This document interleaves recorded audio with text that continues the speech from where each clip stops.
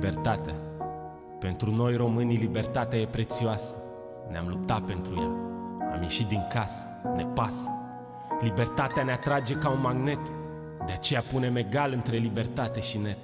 Internetul e libertatea de a cere un viitor, cu vocea unită a unui singur popor. E libertatea de a discuta cu cineva, fără ca tu să știi limba lui și nici el pe a ta.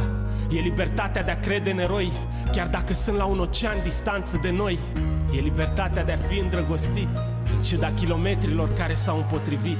Mai concret, cu toți avem dreptul la net. Să fim liberi, să fim lideri, să urmărim tot ce ne dorim, să cunoaștem lumea, să împărtășim. Pentru români, netul e libertate, deci a sosit timpul să trecem la fapte. Telecom eliberează internetul pentru națiune. Ai internet sau TV, acasă sau pe mobil, de la 5 euro pe lună. Hai Net Liberare!